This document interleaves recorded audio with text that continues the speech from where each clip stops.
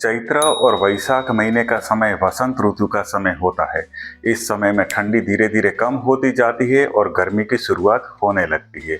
आयुर्वेद में ऋतुओं का विभाजन मौसम के आधार पर नहीं, बल्कि दोषों के संचय और प्रकोप, रोगों की उत्पत्ति और स्वास्थ्य के नियमों के अनुसार किया जाता है।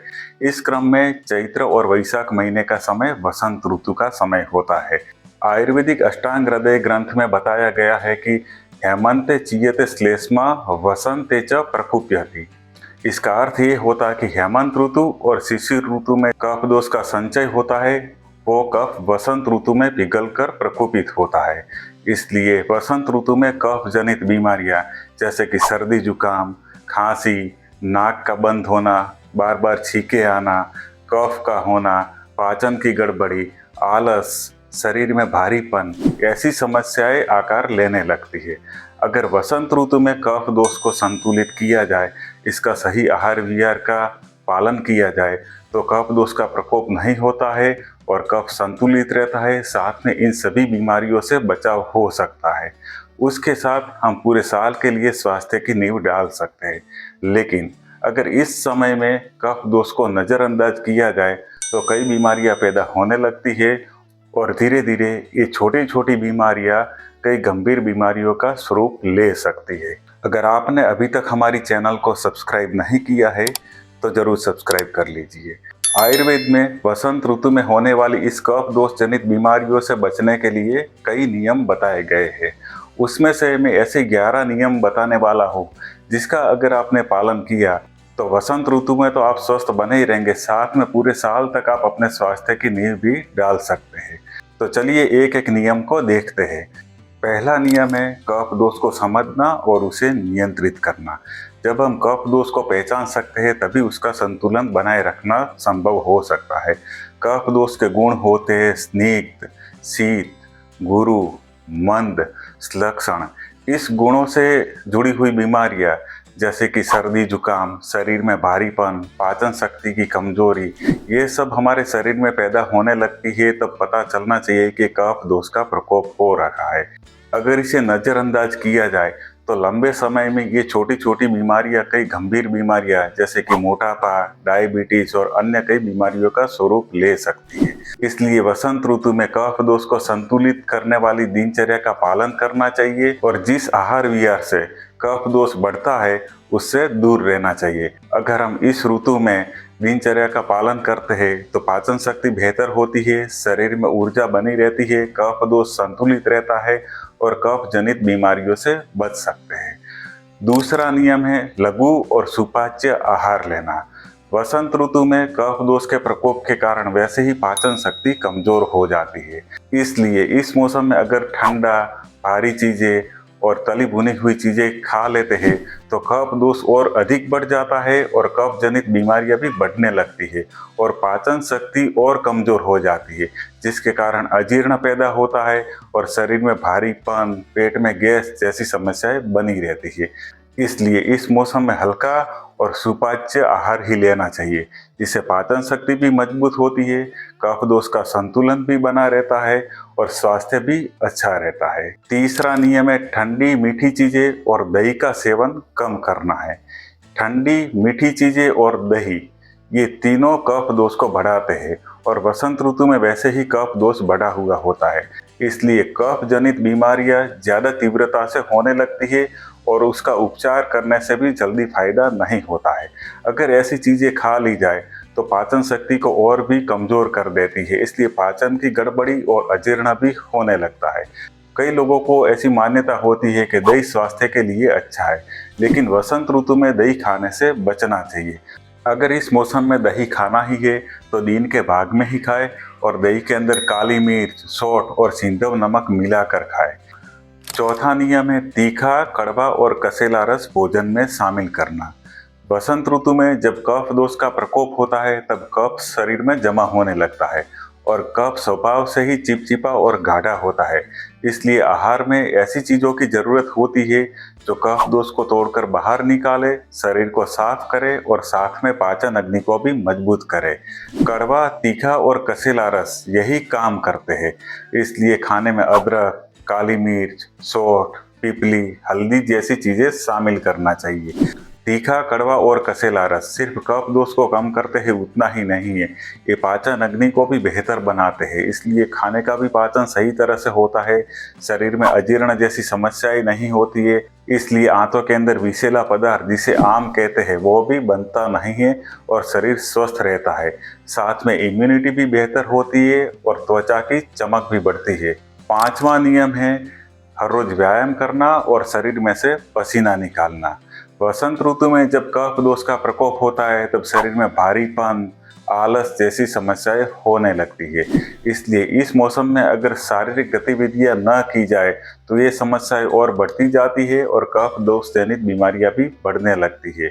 हर रोज व्यायाम करने से शरीर में से पसीना भी निकलता है, इसलिए विषैले तत्व जो शरीर के अंदर जमा होते हैं वो भी बाहर निकल आते हैं। शरीर एनर्जेटिक, हल्का महसूस होता है, साथ में पाचन अग्नि भी बेहतर होती है और इम्यूनिटी भी बढ़ती है। शरीर हल्का और ऊर्जावान बना रहता है। छठा नियम है दिन में सोने से बचना। वसंत ऋतु में वैसे ही कफ दोष प्रकोपित होता है, इसलिए आलस, भारीपन जैसी समस्याएं होने लगती है। अगर इस ऋतु में दिन में नींद ली जाए तो मेटाबॉलिक एक्टिविटी कम होती है, जिसमें भारीपन, आलस जैसी समस्याएं और बढ़ जाती है। इसके साथ पाचन अग्नि भी कमजोर होती है, इसलिए भोजन का पाचन भी अच्छे से होता नहीं है और शरीर के अंदर आम, जिसे विषैले तत्व कहते हैं, वो भी जमा होने लगते हैं और पाचन तंत्र संबंधी कई समस्याएं होने लगती है, जैसे कि खट्टी डकारें, पेट में भारीपन, अजीर्ण, ये सब होने लगते हैं। साथ में कफ जनित बीमारियां जैसे कि नाक का बंद होना, सर्दी खांसी, कफ, बुखार, ये भी साथ में होने लगते हैं।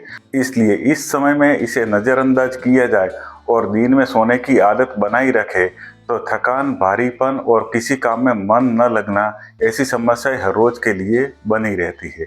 हाँ, साथ में एक बात जरूरी है, रात की नींद पूरी और गहरी होनी चाहिए। सातवां नियम है सुबह में गुनगुना या गर्म पानी पीना और दिन में एक बार शहद लेना। सुबह में गुनगुना पानी पीने से पाचन अग्नि बेहतर होती है, शरीर की मेटाबॉलिक एक्टिविटी मजबूत होती है, आंतों की सफाई होती है और पूरा शरीर डिटॉक्स होता है। और गर्म पानी वैसे ही कफ दोष से विरुद्ध गुणों वाला होता है, इसलिए कफ दोष को भी शांत करता है। और शहद एक ऐसी औषधि है, आयुर्वेद में कफ के लिए ये एक श्रेष्ठ औषधि है, इसलिए दिन में एक बार थोड़ा सा 1-2 चम्मच जितना शहद लेना चाहिए। इससे कफ दोष भी कम होता है, मेटाबॉलिक एक्टिविटी भी बेहतर होती है और ये शरीर के अंदर जमा अतिरिक्त फैट को कम करने का काम करता है। आठवां नियम है उद्वर्तन यानी सूखी मालिश करना। उद्वर्तन कफ दोष और मेद धातु दोनों को ही कम करता है और वसंत ऋतु में कफ दोष के साथ मेद धातु भी बढ़ती है, इसलिए उद्वर्तन करना बहुत फायदेमंद होता है। उद्वर्तन की प्रक्रिया में जौ का आटा, त्रिफला चूर्ण या फिर बेसन को लेकर गर्म पानी के साथ मिलाकर शरीर पर मालिश की जाती है। इसमें रोम कूपों की विरुद्ध दिशा में मालिश की जाती है, इसलिए रोम छिद्र खुलते हैं, त्वचा की चमक भी बढ़ती है और शरीर में से विषैले पदार्थ बाहर निकलने लगते हैं। इससे शरीर में हल्कापन, ताजगी और स्फूर्ति महसूस होती है। वसंत ऋतु में सप्ताह में 3 से 4 बार उद्वर्तन करना चाहिए। आधे घंटे तक उद्वर्तन करने के बाद 10 से 15 मिनट तक धूप में बैठकर फिर गर्म पानी से स्नान करना बहुत फायदेमंद होता है। 9वां नियम है धूल, धुआं, पराग और एलर्जी से बचाव। वसंत ऋतु का समय सुंदर फूलों और हरियाली का समय होता है, लेकिन शरीर के लिए एक संवेदनशील समय भी होता है। इस समय में हवा में धूल और पराग के कण भी बढ़ने लगते हैं। जब ये सांस के साथ फेफड़ों में जाते हैं तो कफ, सर्दी, बार बार छींके आना, नाक में से पानी निकलना, नाक का बंद होना, एलर्जी, आंखों में खुजली आना जैसी समस्याएं होने लगती है। और जिन लोगों को अस्थमा की बीमारी होती है उनके लिए तो ये समय बहुत संवेदनशील होता है और उन लोगों को सांस लेने में तकलीफ और भारीपन जैसी समस्याएं और बढ़ने लगती है। इसलिए इस मौसम में अगर ज़रूरत लगे तो मास्क पहनकर बाहर निकलना, दिन में 1-2 बार गर्म पानी से गरारे करना और नश्य कर्म करना बहुत फायदेमंद होता है। इस मौसम में सिर्फ आहार ही नहीं बल्कि वातावरण से बचाव भी उतना ही जरूरी होता है। 10वां नियम है शरीर का हल्का डिटॉक्स करना या त्रिफला चूर्ण लेना। वसंत ऋतु में कफ दोष का जब प्रकोप होता है तो पाचन अग्नि मंद होने लगती है, इसलिए भोजन का पाचन सही तरह से होता नहीं है और आंतों के अंदर अधपचा खाना जमा होने लगता है और इससे आम पैदा होता है, जिससे कई बीमारियां होती है, जैसे कि पेट में भारीपन, कब्ज, खट्टी डकारें आना, पेट में गैस का बनना, साथ में आलस महसूस होना, ये सब बीमारियां होने लगती है। इसलिए शरीर का डिटॉक्स करना और आंतों को साफ करना जरूरी होता है। इसलिए रात को खाना खाने के बाद 2 घंटे के बाद 1 या 1.5 चम्मच जितना त्रिफला चूर्ण गुनगुने पानी के साथ लेना आवश्यक होता है। इससे आंतों की सफाई भी होती है और साथ में पूरा शरीर भी डिटॉक्स होता है। इसके साथ कुछ घरेलू उपाय भी है, जैसे कि दिन में 1 या 2 बार गर्म पानी पीना, कड़वा, कसेला और तीखे रस वाला भोजन लेना, साथ में कभी कभी उपवास भी करना चाहिए। इस घरेलू उपायों से भी शरीर डिटॉक्स होता है और साथ में पाचन की प्रक्रिया भी बेहतर होती है। 11वां नियम है सुबह में जल्दी उठना और प्राणायाम करना। सुबह का समय प्रकृति का सबसे पवित्र और शक्तिशाली समय होता है। इस समय में वातावरण में चारों ओर पॉजिटिव एनर्जी फैली हुई होती है। सुबह में ब्रह्म मुहूर्त में वातावरण में ऑक्सीजन की मात्रा भी बहुत ज़्यादा होती है। इसलिए इस समय में प्राणायाम करना शरीर के लिए बेहद फायदेमंद होता है। वसंत ऋतु में जब कफ दोष का प्रकोप होता है, तब कफ फेफड़ों और श्वसन तंत्र में जमा होने लगता है और श्वसन तंत्र की कमजोरी भी बढ़ने लगती है। इसलिए इस समय में अगर प्राणायाम करते हैं तो फेफड़े स्वस्थ बनते हैं और पूरे श्वसन तंत्र के स्वास्थ्य पर इसका प्रभाव पड़ता है और शरीर को ऑक्सीजन की मात्रा भी ज़्यादा मिलती है। इससे पूरे दिन में एनर्जी भी बनी रहती है और साथ में अच्छा स्वास्थ्य भी मिलता है। दोस्तों, वसंत ऋतु के 11 नियम सिर्फ एक सलाह नहीं है, बल्कि पूरे साल की सेहत को सुरक्षित बनाए रखने का आधार है। अगर इस मौसम में आपने इन नियमों का सही तरह से पालन किया तो कफ दोष जनित कई बीमारियों से आप बच सकते हैं। साथ में आपकी पाचन शक्ति भी मजबूत होगी और हर रोज शरीर में नई एनर्जी बनी रहेगी। अगर इन नियमों को नज़रअंदाज कर लिया तो कफ दोष जनित छोटी छोटी बीमारियां धीरे धीरे कई बड़ी बीमारियों का स्वरूप धारण कर सकती है। याद रखिए, स्वास्थ्य सिर्फ कोई दवाइयों से नहीं, बल्कि सही आहार और सही दिनचर्या से ही बनता है और ऋतु के अनुसार जीवन शैली में बदलाव ही असली स्वास्थ्य का रहस्य है। अगर आपको ये वीडियो अच्छा लगा हो तो लाइक कीजिए, शेयर कीजिए और हमारी चैनल को जरूर सब्सक्राइब कीजिए, जहां हम आयुर्वेद, प्राकृतिक स्वास्थ्य और जीवन शैली से जुड़ी ऐसी ही महत्वपूर्ण जानकारी नियमित रूप से लाते रहते। स्वस्थ रहिए, प्रसन्न रहिए और आपके स्वास्थ्य की देखभाल करते रहिए।